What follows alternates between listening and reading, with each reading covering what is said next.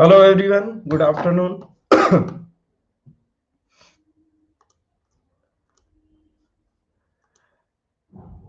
राधे राधे, सभी को नमस्कार, गुड आफ्टरनून।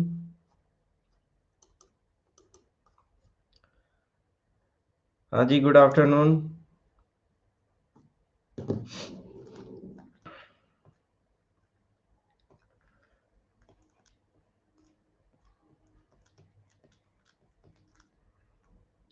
हाँ जी, राधे राधे, बिल्कुल सभी को राधे राधे। हाँ जी, बिल्कुल सभी मेरा सिजदा स्वीकार कर लीजिए दोस्तों। हाँ जी, कबूल कर लिया है, बिल्कुल।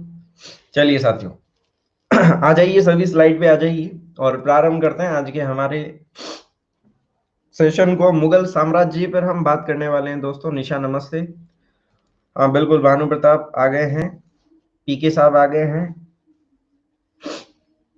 ठीक है, बहुत बढ़िया बहुत बढ़िया। सोनम हमारे साथ में लाइव है।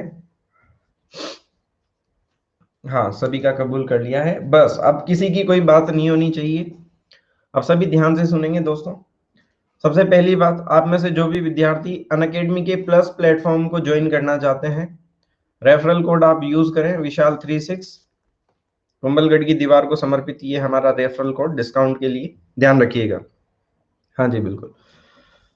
तो मुगल काल पर हम चर्चा करने वाले हैं दोस्तों। मध्यकालीन भारत की हमारी श्रृंखला चल रही थी काफी समय से। नंदू चौधरी जी, बिल्कुल आपका भी स्वागत है। सर आज आप बहुत गोरे लग रहे हो। देखिए, गोरे होने का रीजन कुछ नहीं है, ये ट्यूबलाइट का कमाल है और सूर्य देवता का प्रकाश मेरे रूम के अंदर आ रहा है, इस वजह से। ठीक है, बाकी और कोई दिक्कत नहीं है। चलिए, बस अब बातें नहीं होनी चाहिए दोस्तों, बस अब टॉपिक पे आ जाइए सभी। हाँ जी, संगीता नमस्ते। और फिर देखिए, क्रीम का भी कमाल होता है, थोड़ा बहुत ब्राइटनेस बढ़ा देता है, थोड़ा सा क्रीम भी लगा लेते हैं कभी कभी। हाँ जी, सभी को नमस्कार। हाँ जी, देखिए मैं अब हेडिंग लगा देता हूँ। मुगल काल को लेकर हम चर्चा करने वाले हैं दोस्तों। मुगल काल। मुगल काल। आप मुझे ये बताइए, दिल्ली सल्तनत का अंतिम सुल्तान कौन था? कमेंट करके बताएंगे दोस्तों, दिल्ली सल्तनत का अंतिम सुल्तान कौन था? बिल्कुल साहब, इब्राहिम लोदी बता रहे हैं।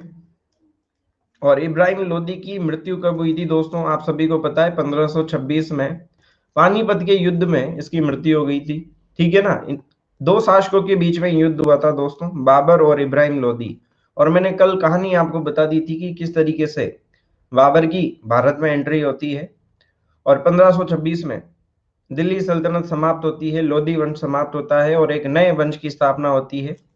ठीक है, तो मुगल काल की अगर हम बात करें तो 1526 से लेके कब तक मिलता है दोस्तों? 1707 तक मुगल काल। और 1707 में किसकी मृत्यु होती है? कोई मुझे बता सकता है क्या, किसकी मृत्यु होती है? औरंगजेब की, बिल्कुल। तो मुख्य रूप से अगर हम बात करें तो औरंगजेब तक ही मानते हैं। औरंगजेब के बाद जो बादशाह थे, मुगल बादशाह थे, वो कमजोर बादशाह हुए थे, आप सभी को पता है। मुख्य रूप से औरंगजेब तक ही हम मानते हैं। फिर उसके बाद तो मॉडर्न वाला पार्ट आ जाता है। बिल्कुल, हाँ, वैसे तो बहादुर शाह है, लेकिन शक्तिशाली बादशाहों की अगर हम बात करें तो औरंगजेब तक ही मिलता है। ठीक है सर, चलिए तो अब हम चर्चा करते हैं, आगे बढ़ाते हैं बाबर के बारे में। सबसे पहले हम चर्चा करते हैं बाबर कैसे आया था। वो बातें हमने कल के सेशन में डिस्कस कर ली थी। बाबर के बारे में मैं बात करूंगा, ध्यान से सुनेंगे। पहले कोई भी विद्यार्थी नोट नहीं करेगा, समझने पे ध्यान देंगे सभी विद्यार्थी। अब मैं किसी का कोई भी कमेंट नहीं लेने वाला हूँ। ठीक है, आप कमेंट करना चाहो तो आप अपनी इच्छा है, आप अपनी इच्छा से कर सकते हो, बाकी मैं किसी का कोई कमेंट नहीं लेने वाला हूँ। अगर आप मेरी बातों को ध्यान से सुनेंगे तो सब कुछ समझ में आएगा। ठीक है साहब। हाँ जी बिल्कुल, 3 मिनट हो गए हैं, 4 मिनट हो गए हैं। अब देखिए, सबसे पहले तो बाबर के बचपन का नाम हम जानते हैं। नहीं, बचपन में क्या नाम था, मूल नाम क्या था, पूरा नाम क्या था? बाबर का पूरा नाम मिलता है दोस्तों जहीरुद्दीन मोहम्मद बाबर। मोहम्मद बाबर, ये बाबर का पूरा नाम है। ठीक है। बाबर की हम बात करते हैं कि बाबर कौन था।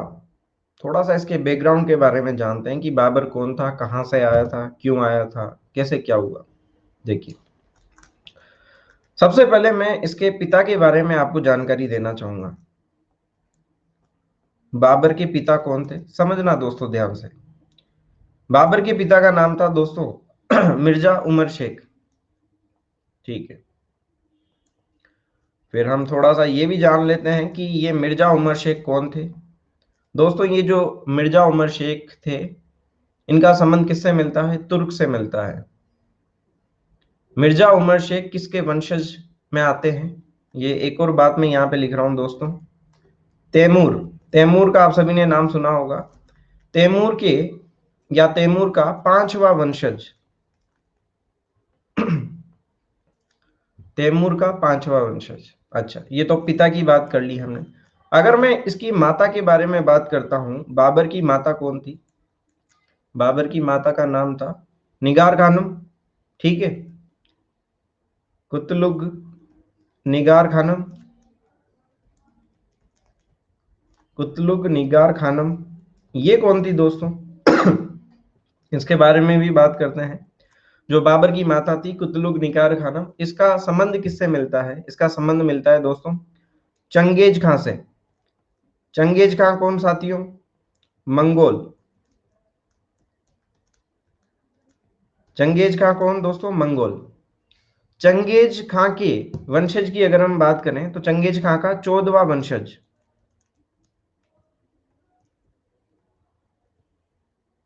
वापस से रिपीट कर रहा हूं, लिखना नहीं है, सुनना है।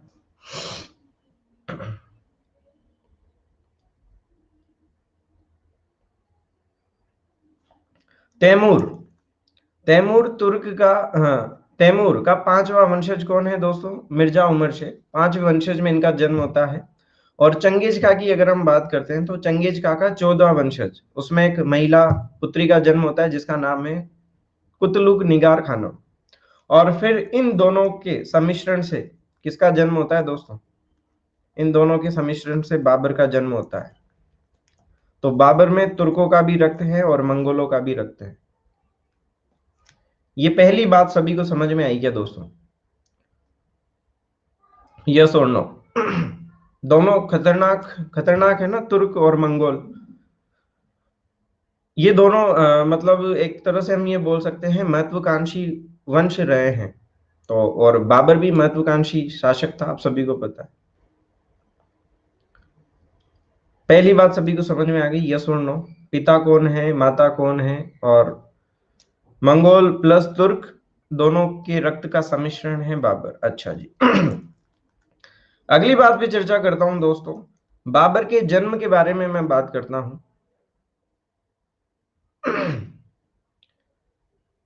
बाबर के जन्म की अगर मैं बात करता हूं तो इनका जन्म कब हुआ है दोस्तों, 14 फरवरी में इनका जन्म हुआ है।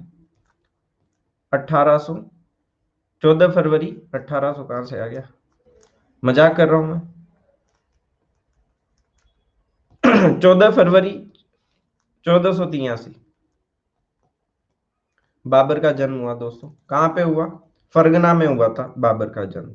14 फरवरी आप सभी को पता ही है, आने वाला है, ज्यादा दूर नहीं है, 9 दिन के बाद आने वाला है। और रंग बिरंगे डे स्टार्ट होने वाले हैं, है ना, टेडी डे, पता नहीं कौन कौन से दिन आते हैं, कितने आते हैं दोस्तों वैसे ये दिन।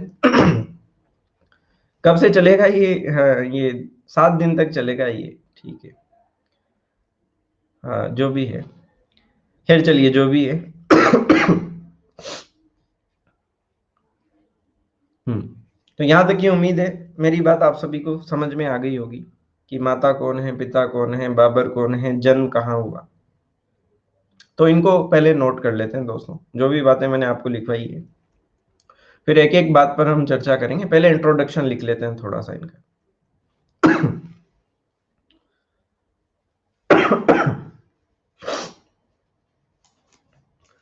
लिखने से पहले दोस्तों, लिखने से पहले एक महत्वपूर्ण सूचना मैं आपको देना चाहूंगा। ध्यान से सुनिएगा सभी। देखिए, मैंने आपको कहा था कि राजस्थान आर्ट एंड कल्चर का जो सेकंड पार्ट आने वाला था 5 फरवरी से आने वाला था, लेकिन वो आज नहीं आ पाएगा, कुछ रीजन की वजह से आज पब्लिश नहीं हुआ कोर्स। तो ये कल से स्टार्ट होगा 6 फरवरी से, ठीक है ना जी, 4 PM। ठीक है ना, मैंने आपको पहले 5 फरवरी बोला था, लेकिन अब ये 6 से होगा, किसी कारणवश आज नहीं आ पाएगा हमारा कोर्स। ठीक है। और आप में से जो भी विद्यार्थी प्लस ज्वाइन करना चाहते हैं, इस रेफरल कोड से ही ज्वाइन करें आप, विशाल36। ठीक है ना। और मैं आपको बता देना चाहता हूँ दोस्तों, राजस्थान हिस्ट्री का कोर्स मेरा आने वाला है, वो 10 से 12 फरवरी को स्टार्ट होगा दोस्तों। और ये राजस्थान हिस्ट्री का कंप्लीट कोर्स रहेगा, जो आप मान के चलिएगा 2.5 महीने चलेगा। ठीक है, 2.5 महीने चलेगा दोस्तों। आप अगर राजस्थान एसआई, रीट, आरएस, पटवारी, जितने भी एग्जाम हैं जिनकी तैयारी कर रहे हैं, तो सभी के लिए ये यूजफुल होगा, रामबाण साबित होगा। ठीक है साहब। राजस्थान हिस्ट्री का, इसके बारे में टाइम भी जल्दी बताएंगे आपको। और बिल्कुल मैं एग्जाम तक आपको गाइड करूंगा। ऐसा नहीं है कि आपने सब्सक्रिप्शन ले लिया फिर सर बात ही नहीं करेंगे, ऐसा बिल्कुल नहीं होगा। एग्जाम तक आपको गाइड करेंगे, जो भी आपकी प्रॉब्लम होगी उसको सॉल्व करेंगे, कोई दिक्कत नहीं है। आप मुझे अनअकैडमी पर मेरी प्रोफाइल पे जाके आप मुझे मैसेज भी कर सकते हो, आपका कोई भी डाउट है तो। ठीक है ना। चलिए, तो अब हम इसके बारे में नोट करते हैं। हेडिंग लगाएंगे सभी विद्यार्थी, बाबर के बारे में लिखते हैं, फिर इसके युद्धों के बारे में भी आगे चर्चा करूंगा मैं आपके साथ। लिखिएगा, हेडिंग लगाएंगे सभी, बाबर। बाबर का जो शासन काल मिलता है दोस्तों, कब से लेके कब तक मिलता है? 1526 से लेके 1530।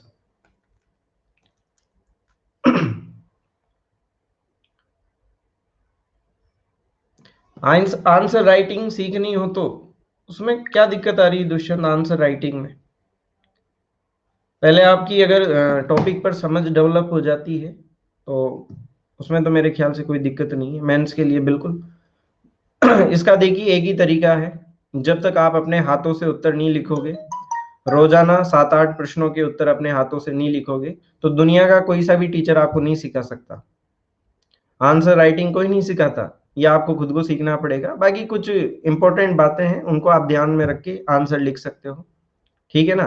बाकी जब तक आप अपने हाथों से आंसर नहीं लिखोगे रोजाना 7 से 8 प्रश्नों का, हर तरह की वेराइटी का, 20 शब्दों में, 50 शब्दों में, बाकी टीचर नहीं सिखा सकता ये, जब तक आप खुद नहीं करोगे।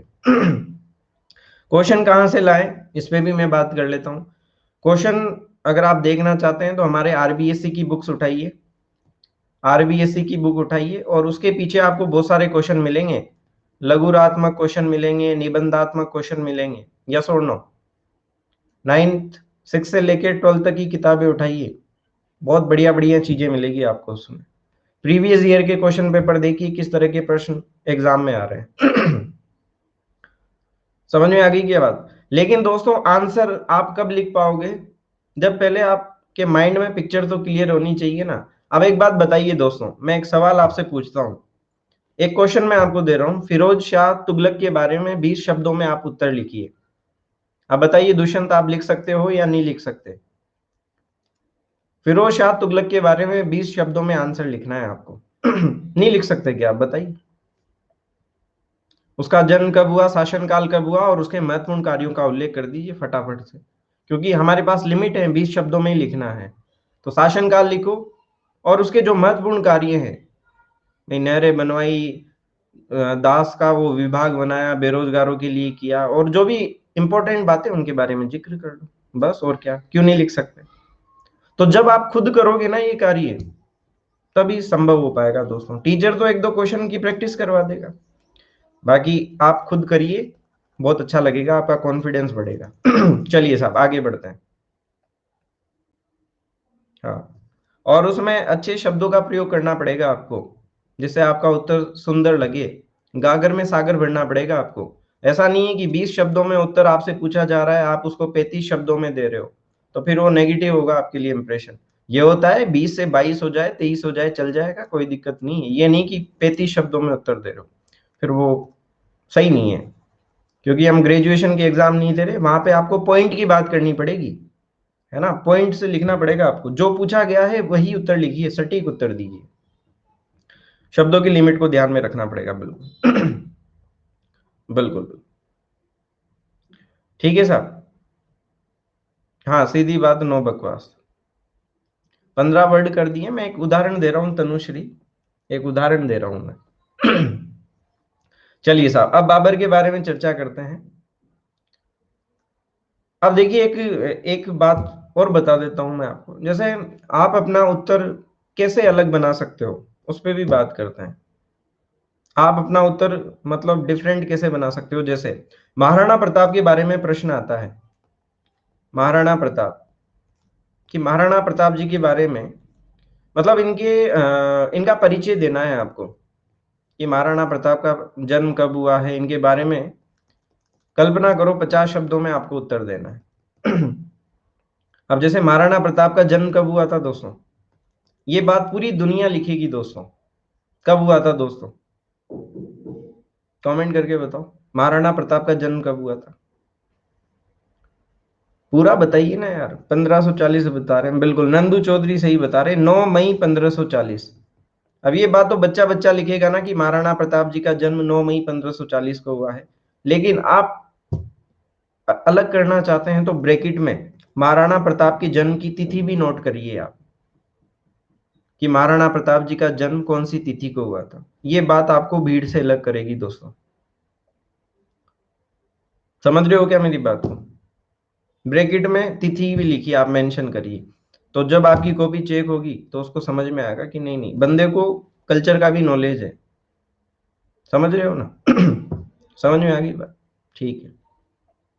और देखिए, जैसे एक उदाहरण मैं आपको और देता हूं, जैसे तो इस तरीके से एक ये उदाहरण ले लीजिए, इस तरह से आप अपना उत्तर बेहतर बना सकते हो बाकी विद्यार्थियों से, ये काम पूरी दुनिया करेगी, लेकिन ये तिथि लिखने वाले कार्य कुछ ही चुनिंदा विद्यार्थी करेंगे। ठीक है साहब, तो ये कुछ बातों को ध्यान में रखते हुए प्रैक्टिस करनी है आपको, ये सब चीजें प्रैक्टिस से आएगी दोस्तों चलिए साहब, ठीक है क्या दुष्यंत, अब क्लियर है? हाँ जी, चलो साहब, अब देखिए बाबर पर हम चर्चा कर रहे थे लिखिएगा दोस्तों, सबसे पहली बात बाबर के बारे में लिखिएगा,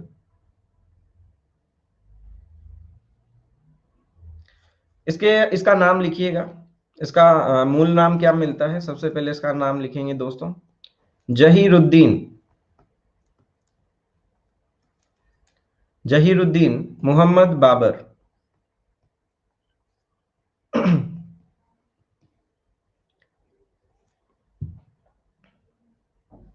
ठीक है, दूसरी बात लिखिएगा, भारत में मुगल, भारत में मुगल शासन का संस्थापक कौन है, यही है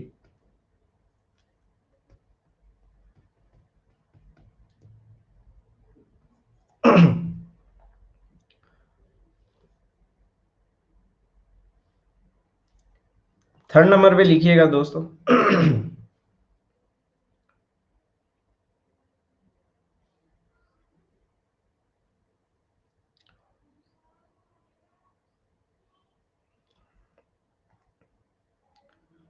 भारत में मुगल शासन का संस्थापक बाबर माना जाता है।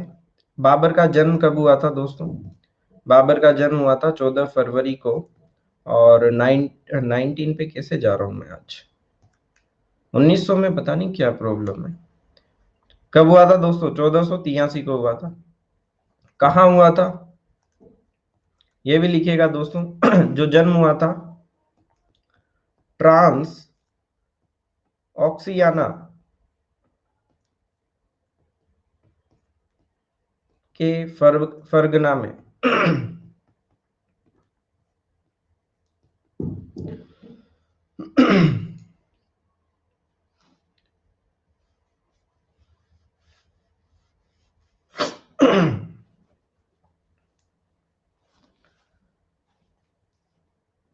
नोट कर ली क्या यहां तक की बातें दोस्तों, यस और नो, आगे चलता हूं फिर मैं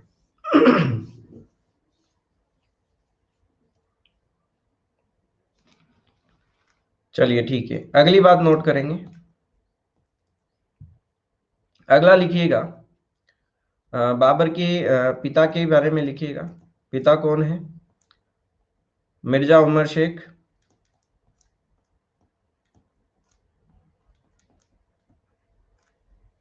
और माता का नाम ऐसे ही लिखिएगा।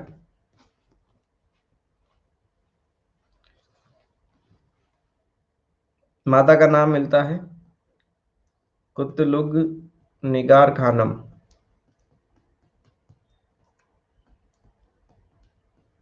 ऐसे लिखिएगा मेरे साथ जैसे मैं बना रहा हूं, ताकि आपको समझ में आ जाए। उसमें लिखिएगा तैमूर तुर्क का पांचवा वंशज। और यहाँ पे लिखिएगा कुतलुग निगार खानम की अगर हम बात करें, चंगेज खां मंगोल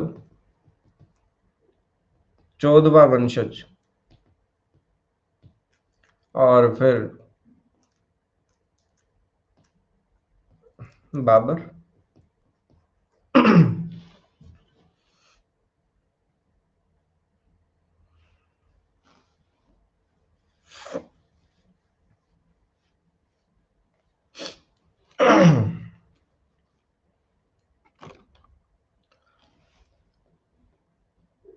बताइए कहानी समझ में आ गई क्या? यस और नो?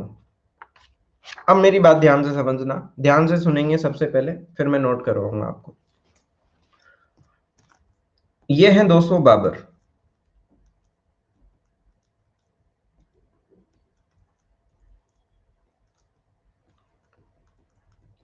बाबर का जन्म होता है दोस्तों 1483 में, ठीक है।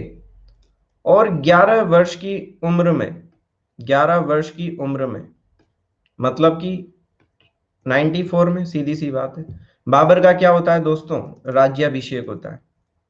कौन करवाता है राज्याभिषेक? ऐसा कहा जाता है कि जब मतलब इनके पिता की मृत्यु हो गई थी, उमर शेख मिर्जा, तो जो बाबर की जो दादी थी दोस्तों, दादी का क्या नाम मिलता है?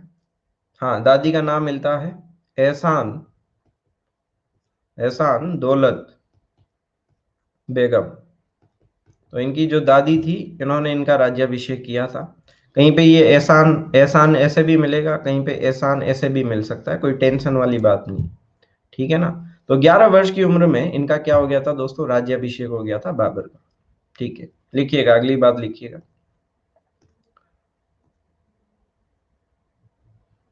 मुझ पे एक एहसान करना कि मुझ पे कोई एहसान मत करना। कुछ विद्यार्थी फिल्मों में जा रहे हैं। लिखिएगा दादी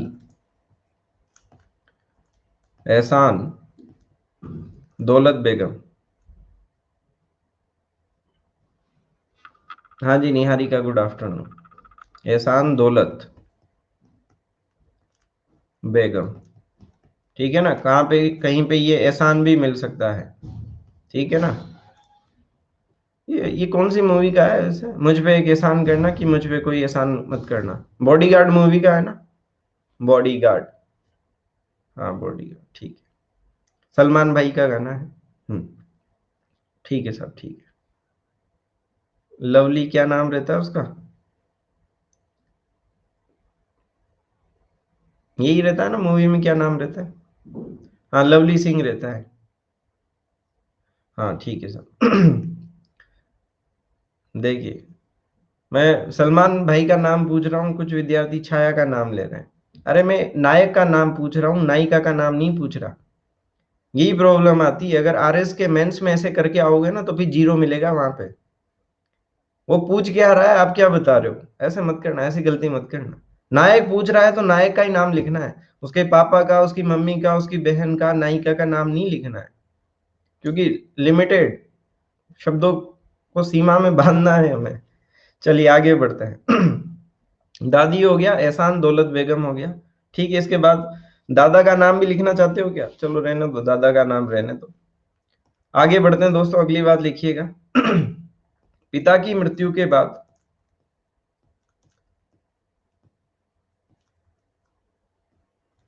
पिता की मृत्यु के बाद 1494 में क्या हुआ था दोस्तों? फरगना का शासक बना बाबर।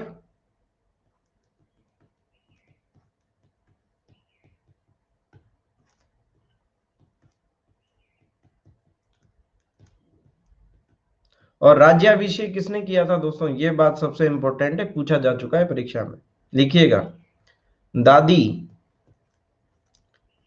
एहसान दौलत बेगम ने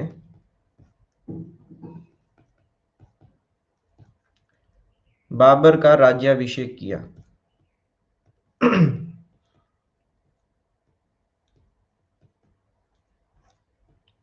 दोस्तों आज आपको मुझे मुगल पढ़ाना था, कल मैंने जोधा अकबर मूवी देखी आप सभी के लिए। मैंने कल उस मूवी में एक एक बात को नोटिस किया। और जब जलालुद्दीन मोहम्मद अकबर दरबार में आ रहे हैं, तो मैं देख रहा था उस मूवी में, आप भी देखना, आपको मजा आएगा। तो वहां जैसे ही जलालुद्दीन मोहम्मद अकबर आ रहे होते हैं, वहां पे सब लोग ऐसे सिजदा करते रहते हैं, आप देखना उस मूवी में। और मैंने एक बात और बताई थी, उस मूवी में जब भी वो बादशाह आता है तो हाथों को ऐसे करके खड़े ही रहते हैं, सब ऐसे गर्दन झुका के खड़े रहते हैं बादशाह के आगे, आप देख लेना, केची के जैसे। और जब बादशाह आते हैं तो करते ही रहते हैं वहां पे सिजदा, भाई एक बार कर लो, हाँ केची के जैसे ऐसे खड़े रखते हैं, ऐसे नहीं कि हाथों को ऐसे करके रखें, ऐसे करके रखते तो उल्टा लटका दे बादशाह सुल्तान, देखना आप नोटिस करना। चलिए ठीक है, आगे बढ़ते हैं। मुझे ऐसा क्यों लगता है कि आप लोगों को मेरा सिजदा करना बहुत अच्छा लगता है, कि सर एक बार तो कर ही दिया करो आते ही सिजदा, है ना, मुझे ऐसा फील होता है कभी कभी। हाँ चलो ठीक है। अपने आप को सुल्तान समझते हो क्या आप, जहां पना आलम पना।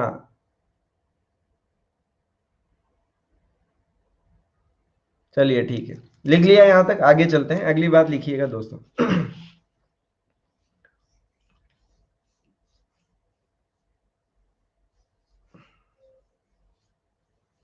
हम्म। अब मेरी बात सुनना, यहां तक की बातें आपने नोट कर ली, अब कुछ बातों को अब हम समझते हैं दोस्तों। अब ध्यान से समझना। अब मैं एक कॉन्सेप्ट आपको क्लियर करता हूं।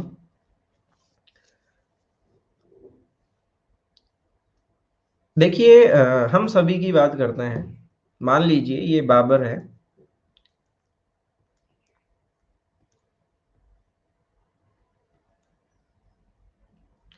आपको नहीं लगता कि आपकी जो पैतृक संपत्ति है उससे आपका लगाव होता है, आपकी दादाजी की कोई अंगूठी है, कुछ भी हो, साइकिल है, मोटरसाइकिल है, टीवी है, जो हमारी पैतृक संपत्ति, हमारा पुराना घर है जहाँ पे पूरा परिवार रहता था आज के 100 साल पहले, हमारा पुराना खेत है गाँव में, तो लगाव होता है ना हमारा पैतृक संपत्ति से, कि हाँ नहीं नहीं ठीक है, होता है, बिल्कुल इमोशंस होते हैं, कुछ भानु प्रताप जी कह रहे हैं, ठीक है, तो लगाव होता है। उसी तरीके से बाबर का भी लगाव था, किससे लगाव था दोस्तों, समरकंद से लगाव था। अब आप कहेंगे कि ये समरकंद क्या है सर, सुनना लिखना नहीं, मैं लिखवाऊंगा आपको। समरकंद क्या है ये जो समरकंद है, ये किसकी राजधानी थी दोस्तों, तैमूर की राजधानी थी ये समरकंद कहाँ है, उज्बेकिस्तान में है, तैमूर की राजधानी थी। और बाबर का तैमूर से क्या कनेक्शन है, ये मैंने अभी थोड़ी देर पहले आपको समझाया था, ये देखिए इस चित्र के माध्यम से, मिर्जा उमर शेख का तैमूर से संबंध है ना, तो इनके पूर्वज हुए, एक तरीके से हम ये बोल सकते हैं। बताइए ये बात समझ में आई या नहीं आई, आ गई बात समझ में। अब आप बताइए, बाबर महत्वाकांक्षी शासक था, समझदार आदमी था। अब बताइए, ये तैमूर जो तैमूर की राजधानी थी समरकंद, तो बाबर समरकंद को जीतना चाहेगा कि नहीं चाहेगा, बाबर के मन में एक सवाल आता था कि ये हमारा पैतृक क्षेत्र है और मुझे इसको जीतना है। लेकिन उस समय जब ये सिंहासन पे बैठा था 94 में, समरकंद बाबर के पास में नहीं था, वहां पे उज्बेगों का शासन था। अब बताइए बाबर कोशिश करेगा ना, और कमाल की बात देखिए दोस्तों, बाबर ने मतलब बहुत बार कोशिश की, बहुत बार कोशिश की, सच्चे दिल से कोशिश की, लेकिन कायनात ने साथ नहीं दिया बाबर का, कई बार आक्रमण किया, हालांकि ऐसी बात नहीं है, शिद्दत से किया था काम, लेकिन जीता भी था, लेकिन कभी 100 दिन इसके पास रहता समरकंद, फिर चला गया। कभी 8 महीने पास रहा, फिर वापस से चला गया। अब देखिए सुनना, बाबर ने सबसे पहले समरकंद की अगर मैं बात कर रहा हूं तो बाबर ने 1494 में ही ऐसा कहा जाता है अटैक कर दिया था समरकंद के ऊपर। लेकिन ये जो पहला आक्रमण हुआ असफल रहा दोस्तों। सर 11 साल का बच्चा इतना भी सोच सकता है क्या? क्यों नहीं सोच सकता जितेंद्र? आजकल के बच्चे बताइए, जो कार्य लोग 25 साल में जाके समझते थे, आजकल के बच्चे 15 साल की उम्र में समझ जाते हैं। बताइए गलत कह रहा हूं क्या मैं? बिल्कुल। अरे मतलब आप देखिए, आप अपने पापा को देखिए, दादा को देखिए, उनको मोबाइल चलाना नहीं आता था 25 साल की उम्र में। और आजकल के बच्चे देखिए 5 साल की उम्र में मोबाइल को खोल के रख देते हैं। बताइए सर, 15 साल के बच्चों का दिल टूट जाता है आजकल। तो क्यों नहीं सोच सकता बाबर? सोच सकता है। चलिए आगे बढ़ते हैं।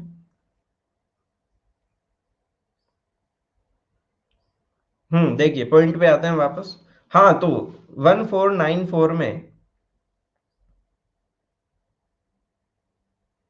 आप देख लेना, अगर आपके घर में कोई बच्चा है तो जब वो बच्चा 2-3 साल का हो जाएगा ना, 3-4 साल का हो जाएगा, तो वो दूध तभी पिएगा जब यूट्यूब पे गाना चलेगा। देख लेना आप।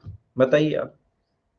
और जब वो 5-6 साल का हो जाता है तो फिर उसके लिए तो टैबलेट लाना पड़ जाता है, सब चला लेता है वो। यूट्यूब कैसे आएगा, यूट्यूब पे एड को कैसे स्किप करते हैं, ये तक समझने लग गए आजकल के बच्चे। मैं अपनी भतीजी की बात बता रहा हूँ। एड देखना भी मंजूर नहीं है, एड आती फटाफट स्किप पे क्लिक कर देते हैं कि भाई एड देखना नहीं है हमें। सब एडवांस जनरेशन है आजकल की। चलिए साहब ठीक है।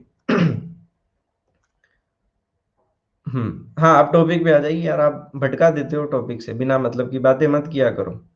कि सोच सकता है, आप मान लो सोचा था उसने, तभी तो बता रहा हूं मैं आपको। हाँ जी। तो 1494 में क्या करता है, पहला प्रयास करता है समरकंद को जीतने का, लेकिन असफल प्रयास होता है दोस्तों। फिर दूसरा प्रयास करता है 1497 में, दूसरा प्रयास करता है। ठीक है। और इस बार वो कहते हैं ना सच्चे दिल से चाहो तो पूरी कायनात तुम्हें उससे मिलाने में जुट जाती है। प्रयास सफल हुआ बाबर का इस बार, लेकिन समरकंद पे 100 दिन तक ही शासन कर पाया बाबर। फिर मतलब मामला गड़बड़ हो गया, छोड़ना पड़ा उसको वापस समरकंद। कुछ परिस्थितियां रही होगी, अटैक हुआ होगा, कुछ कोई भी रीजन रहा होगा, ठीक है, छोड़ना पड़ा। फिर उसके बाद दोस्तों 1501 में वापस से अटैक किया बाबर ने समरकंद पे, और फिर यहाँ पे 8 महीने तक शासन रहा, फिर इसको यहाँ से छोड़ना पड़ा। कभी कभी ऐसा होता है ना हमारे साथ, जिस चीज के पीछे हम हाथ धो के पीछे, हाँ, मतलब किसी को पाने के लिए, किसी क्षेत्र को पाने के लिए, किसी नौकरी के पाने के लिए हम दिन रात एक कर देते हैं, हाथ धो के पीछे पड़ जाते हैं। लेकिन कभी कभी वो सपना पूरा होता नहीं है हमारा। वो कहते हैं ना, वो एक शायरी याद आ गई। मतलब सब कुछ अगर मिल जाए जिंदगी में ऐसे ही तो फिर जीने का क्या मजा रहेगा, पता नहीं, समथिंग समथिंग इस तरह की बात थी, है ना जी? हाँ। अ, तमन्ना किसकी करोगे? हाँ जो भी है, मेरी भावनाएं समझ गए ना आप लोग? ठीक है। समझ में आ गई बात। तो वो वाली बात थी। और फिर ऐसा कहा जाता है दोस्तों, अंत में बाबर को समरकंद का जो इसका सपना था ना कि मुझे समरकंद को जीतना है, अंत में जाके समरकंद का उसको त्याग ही करना पड़ा कि बस, बस भाई अब बस की बात नहीं है मेरी, मैंने खूब प्रयास कर लिए, अब समझना देखो फिर उसके बाद क्या होता है। मैं आपको समझा देता हूँ, देखिए। ये भारत है, कल्पना करो, ठीक है ना? यहीं पे है ये, वर्तमान में पाकिस्तान, अफगानिस्तान, उज्बेकिस्तान, तुर्कीमिस्तान, ठीक है ना? मान लो, कल्पना करो, ये वाला पार्ट क्या है, समरकंद है, यहाँ पे फरगना है। अब देखो क्या होता है। खूब प्रयास कर लिया बाबर ने जीतने का, लेकिन चीज आती है फिर चली जाती है। वही है ना, समय से, सॉरी समय से क्या, किस्मत से ज्यादा और समय से पहले नहीं मिलता है। तो ठीक है, कोशिश तो की बाबर ने, लेकिन फिर देखिए क्या हुआ। जब समरकंद की बात नहीं बन रही थी तो उसके बाद 1504 ईस्वी में यहाँ पे आता है दोस्तों काबुल। ऐसा कहा जाता है कि 1504 में काबुल पर बाबर का अधिकार हो गया, और फिर धीरे धीरे काबुल पे अधिकार हुआ। फिर उसके बाद बाबर का ध्यान इधर वाले साम्राज्यों पे आने लग गया, और फिर जैसे ही बाबुल क्या सॉरी काबुल पे अधिकार हुआ, तो उसके बाद फिर समरकंद का इसने छोड़ दिया कि अब छोड़ो यार। मैं जब जब समरकंद गया हूँ, किसी ने मेरी पिटाई कर दी, किसी ने मेरी बेइज्जती कर दी, मामला उल्टा ही हुआ है। तो अब रहने दो, समरकंद को रहने दो उधर, अब मैं इधर की तरफ बढ़ूंगा। फिर उसके बाद आपको बताइए, फिर भारत की तरफ से इसका अट्रैक्शन बढ़ा, धीरे धीरे इसको कहानियां समझ में आई, और फिर परमानेंट भारत में मुगल साम्राज्य की स्थापना कब की इसने? 1526 में। इससे पहले भी आक्रमण हुए थे, ऐसी बात नहीं है। भारत पर पहला आक्रमण हुआ था दोस्तों 1519 में आक्रमण हुआ था, बताएंगे अभी आपको। और जो पानीपत वाला आक्रमण था वो 5वां आक्रमण था इसका, और फिर 1526 से इसका पूरा ध्यान इधर ही आ जाता है, फिर दिल्ली में आ जाता है बाबर। समझ में आई क्या बात दोस्तों? भाई ये समरकंद को क्यों जीतना चाहता था वो लॉजिक मैंने आपको समझा दिया। 3-4 बार आक्रमण किया, मामला नहीं बेटा, क्योंकि वहां पे एक नेता था दोस्तों जिसका नाम था शेबानी खां। मैं सब लिखवाऊंगा, अभी समझा रहा हूं मैं आपको। शेबानी खान का वहां पे एक ये नेता था, शासक बोलो कुछ भी बोलो आप। ये मतलब कौन था? उज्बेक था ये। उज्बेकों की शक्ति का ये सेंटर था, नेता था, और इसकी वजह से जीत नहीं पा रहा था बाबर। तो फिर समरकंद का त्याग कर दिया इसने कि चलो छोड़ो यार, अब नहीं आता तो ना सही, कोई बात नहीं, दूसरी तरफ अब मैं ध्यान लगा देता हूँ। ठीक है, तो अब इन बातों को नोट कर लेते हैं दोस्तों। चलिए देखिए, यहाँ पे ये कुछ भेजा है भानु प्रताप जी ने, ध्यान से देखिएगा दोस्तों। ये देखिए, अगर सब कुछ मिल जाएगा जिंदगी में तो तमन्ना किसकी करोगे, कुछ अधूरी ख्वाहिशें तो जिंदगी जीने का मजा देती है। यही था वो मैं जो सुनाना चाह रहा था आपको। और एक तो मेरा फेवरेट है ही सही, हम किसी से खुशियां मांगे ये हमें मंजूर नहीं, मांगी हुई खुशियों से किसका भला होता है, जितना आपकी तकदीर में लिखा है जरूर अदा होता है। अरे वाह वाह, रुकना नहीं चाहिए। हाँ जी, हाँ जी, बिल्कुल बिल्कुल। चलिए, बहुत बढ़िया बहुत बढ़िया। लेकिन काम करना पड़ेगा दोस्तों, मेहनत तो करनी पड़ेगी, मेहनत तो करनी पड़ेगी सर। बहुत बढ़िया बहुत बढ़िया। चलिए, तो अब हम इसको नोट कर लेते हैं जो मैंने आपको समझाया है दोस्तों। यहां तक नोट कर लिया सभी ने, यस और नो?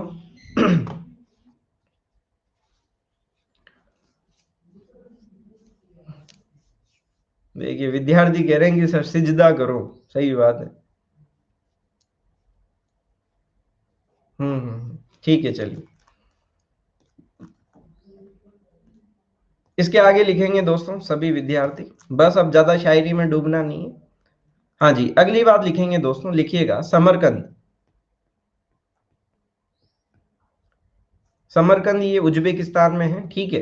इसके आगे लिखिएगा, ये तैमूर की राजधानी थी दोस्तों, एक जमाने में तैमूर की राजधानी थी।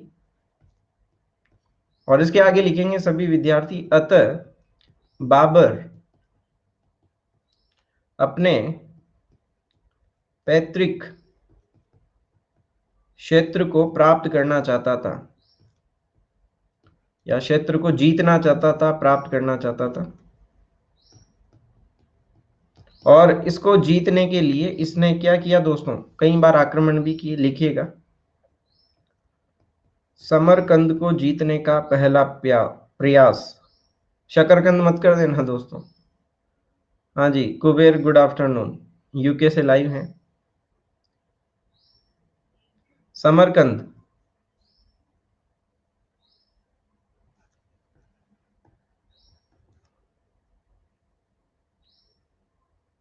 ये देखिए अभी भी हमारे कुछ विद्यार्थी कोई पाबोस में मस्त हैं, कोई सिजदा में मस्त है, पता ही नहीं है। मैं इधर बातें लिखवा रहा हूँ, फिर कहेंगे कि सर बेक लो।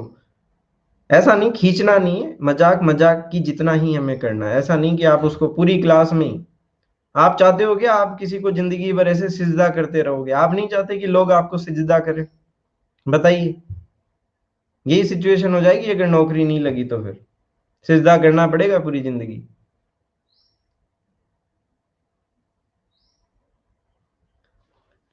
लिखिएगा दोस्तों।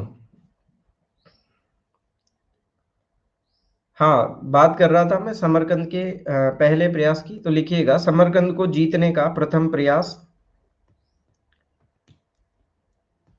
बाबर ने कब किया? 1494 में किया था। ठीक है, फिर उसके बाद लिखिएगा, फिर उसके बाद समरकंद को जीतने का दूसरा प्रयास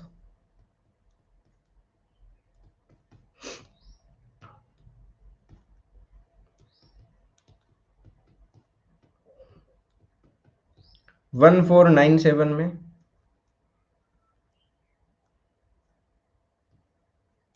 किया और सफलता भी मिली।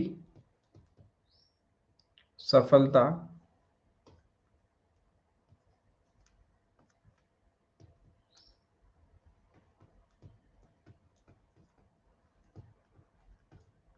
लेकिन कितने दिन तक ही इसके अधीन रहा ये समरकंद का क्षेत्र?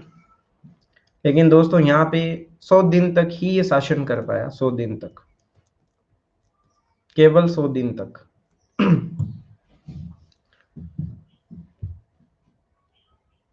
लिखिए यहां तक, फिर आगे बढ़ते हैं।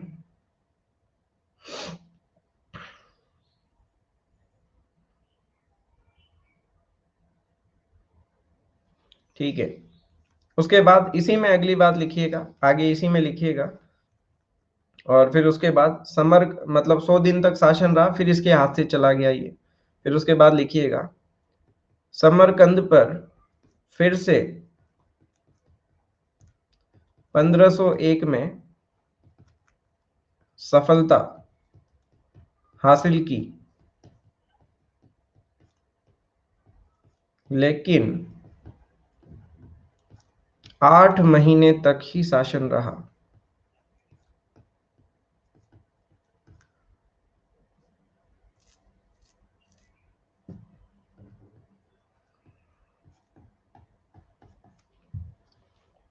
और इनके आगे इस तरीके से एरो लगा के लिखिएगा, यहाँ पे एक बात एरो लगा के लिखेंगे दोस्तों।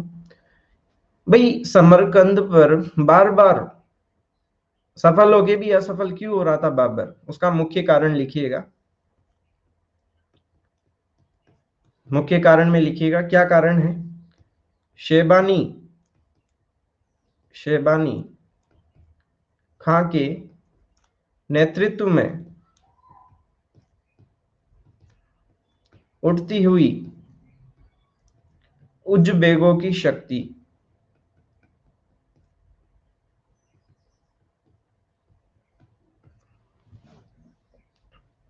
आप बताइए बात समझ में आई क्या सभी को, यस और नो?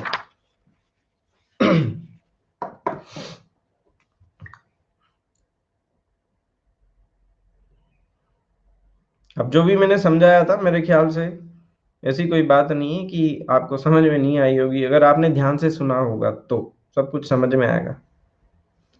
चलिए मैं एक बार वापस से रिपीट कर देता हूँ। नंदू चौधरी कह रहे हैं कि रिपीट करिए।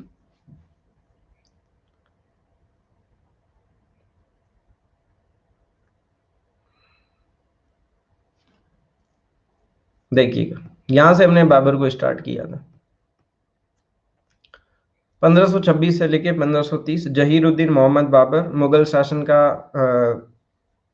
साम्राज्य का संस्थापक। ठीक है, फिर उसके बाद 14 फरवरी को जन्म हुआ। ठीक है, पिता उमर शेख, कुतलुग निगार खानम। ठीक है, फिर उसके बाद एहसान दौलत बेगम ने राज्याभिषेक किया 1494 में। ठीक है, और फिर उसके बाद हमने चर्चा की समरकंद को लेकर। ये बाबर का पैतृक स्थान था, बाबर प्राप्त करना चाहता था। प्रथम प्रयास किया 94 में किया, असफल रहा। दूसरा प्रयास किया 97 में, सफल रहा, लेकिन 100 दिन तक ही शासन रहा। फिर उसके बाद 1501 में फिर से यहाँ पे सफलता मिली इसको, लेकिन 8 महीने तक ही शासन रहा। बार बार हारने का रीजन क्या था? यहाँ पे जो ये उज़्बेकों का जो नेतृत्व कर रहा था उसका नाम था शेबानी खां। बढ़िया लीड कर रहा था, नेतृत्व कर रहा था, इस वजह से बार बार बाबर के हाथ से समरकंद निकल रहा था। बताइए साहब, यहाँ तक की कहानी समझ में आई क्या? आ गई? चलिए आगे बढ़ते हैं। एक सवाल एग्जाम में और पूछा जाता है दोस्तों, बाबर ने कौन से वंश का शासन स्थापित किया? कौन से वंश का, लिखिएगा। अब आपको ये बात समझ में आ जाएगी। बाबर ने तुर्की मूल के चगताई वंश का शासन स्थापित किया। बिल्कुल साहब, बिल्कुल। अगर आपसे ये पूछ लिया जाए ना कि चगताई वंश, तो फिर बाबर ध्यान रख लेना, बाबर से संबंधित है। ठीक है, लिखिएगा, चगताई वंश का शासन स्थापित किया, जिसका नाम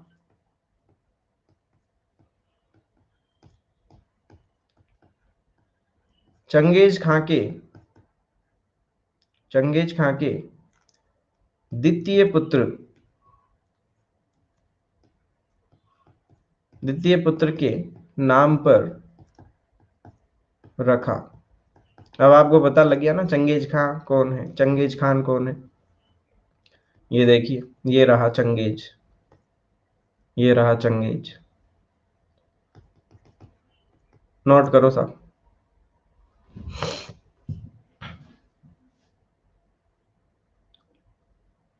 समझ में आ गई बात, चगताई वंश क्या है, ये क्यों नाम रखा इसका? अब मुझे समझाने की जरूरत नहीं है, आपको समझ में आ गई होगी आपको बात की। हाँ, हाँ। एग्जाम में एक सवाल पूछा जाता है दोस्तों आपसे, आमेर के कछवा वंश के राजा भारमल की मुलाकात अकबर से करवाने वाला कौन था? कोई व्यक्ति था क्या? उसका नाम बताइए, कौन था? उसका नाम भी दोस्तों चगताई खां था। आप जोधा अकबर मूवी देखेंगे ना, तो वहां पे अकबर के साथ ही रहता था ये चगताई खां, मतलब उसी के अंडर में था, सेना वेना को देखता था ये चगताई खां। हम्म। बिल्कुल, बिल्कुल। हाँ, मजनू खां ने तो दिल्ली में करवाई थी, यहाँ सांगानेर में करवाई थी ना चगताई खां ने। याद आ रहा है क्या आपको? हाँ, मजनू भी है, बिल्कुल साहब, मजनू भी सही है। वो दिल्ली में करवाने वाला था मजनू, और यहाँ सांगानेर में करवाई थी चगताई खां ने मुलाकात। ठीक है, चले आगे, अगली बात पे चर्चा करें। अब लिखिएगा दोस्तों, अब बाबर के आक्रमणों को लेकर अब मैं आपके साथ चर्चा करूंगा। अब इनके बारे में लिखेंगे सभी, शांति से लिखेंगे। बाबर ने 1519 से लेके 24 तक भारत पर 4 बार आक्रमण किया था। हाँ, फर्स्ट कहेंगे तो मजनू खां आएगा, लेकिन अगर राजस्थान में मुलाकात के लिए पूछा जाएगा तो फिर चगताई खां आएगा। पहला तो मजनू खां था, बिल्कुल प्रिय। चलिए लिखिएगा, अगली बात लिखेंगे सभी विद्यार्थी, हेडिंग लगाइए सभी। 1519 से 24 के मध्य बाबर ने भारत पर 4 बार आक्रमण किया।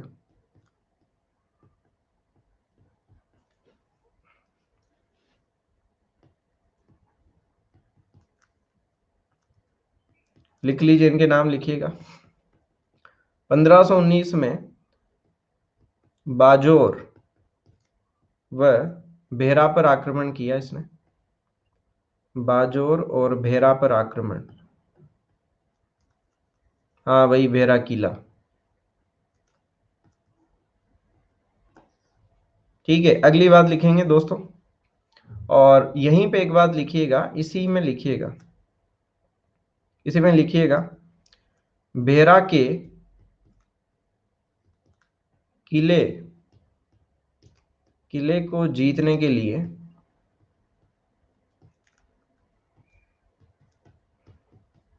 बाबर ने पहली बार, क्या दोस्तों, बाबर ने पहली बार तोप खाने का प्रयोग किया।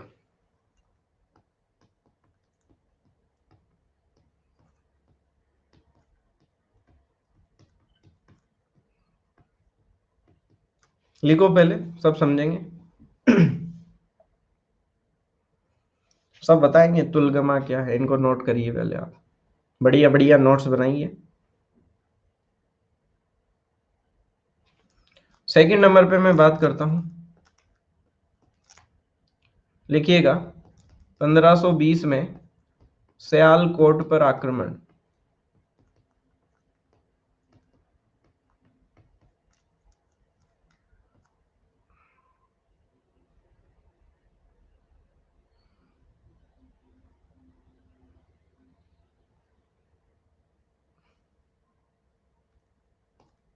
सियालकोट आक्रमण 1520।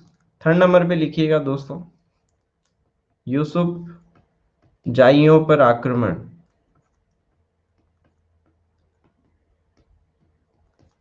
1520 से लेके 22 तक का समय मिलता है। और फोर्थ नंबर पे लिखिएगा, लाहौर व दीपालपुर पर आक्रमण। इसका जो समय मिलता है 1524।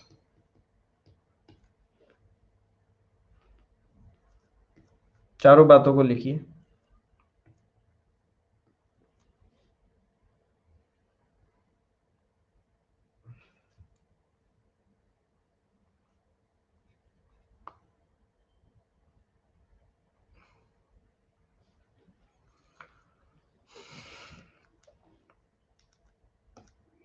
ठीक है, चलिए जी, अगली बात लिखेंगे सभी विद्यार्थी।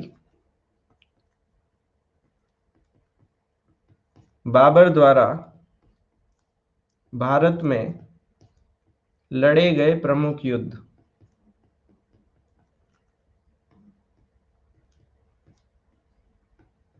बाबर द्वारा भारत में लड़े गए प्रमुख युद्ध, इन युद्धों में नाम लिखिएगा।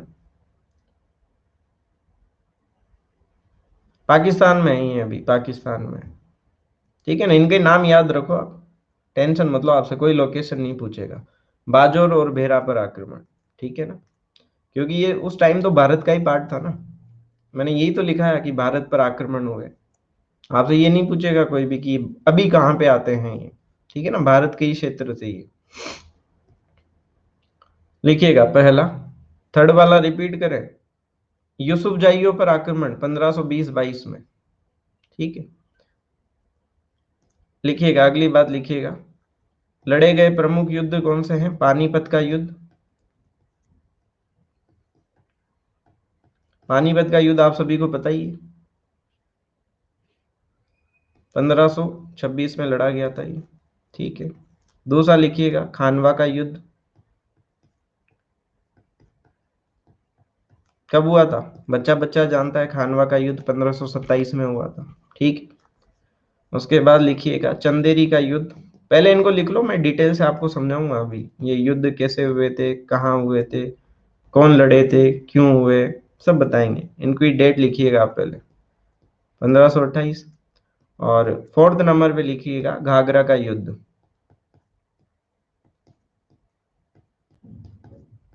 1529 में।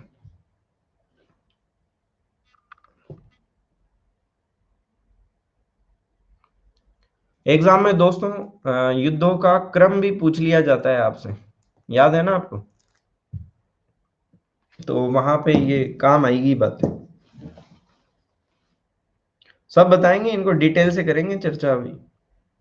हाँ वही, पानी पीकर खाना खाया, घाघरा पहन के, वो ट्रिक आपको आती है, बिल्कुल बिल्कुल। अब बताइए मुझे, आप मुझे ये बताइए, जितना मैंने बाबर के बारे में आपको समझाया, सब कुछ नोट करवाया, यहाँ तक की बातें समझ में आई या नहीं आई आपको, यस और नो, याद हुआ कि नहीं हुआ। ठीक है ना, ये देखिए बातें बहुत सारी हो सकती है, और भी हो सकती है बाबर के बारे में, मैं मना नहीं कर रहा, इतनी मोटी मोटी किताबें हैं, कोई कमी नहीं है। लेकिन जो एग्जाम ओरिएंटेड बातों की अगर मैं बात करता हूँ, वो मुख्य रूप से क्वेश्चन यहीं से बनते हैं। बाकी फिर भी आप अगर और डिटेल में आप पढ़ना चाहते हो तो फिर आपको पुस्तक का सहारा लेना पड़ेगा फिर। नहीं नहीं नहीं, हमें तो और गहराई से पढ़ना है, तो फिर आप पुस्तक पढ़िए फिर आप।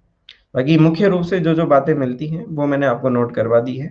अभी बाबर की कुछ बातें अभी और बाकी है दोस्तों, उनकी चर्चा हम कल करेंगे। आज की कक्षा का हमारा समय हो चुका है। ठीक है, अब ये युद्धों के बारे में कल हम डिटेल से पढ़ेंगे और बाबर को कल हम समाप्त करेंगे सब। ठीक है साथियों? ठीक है, तो फिर इवनिंग में मिलते हैं 6 बजे स्पेशल क्लास के टेस्ट में आपके साथ। धन्यवाद।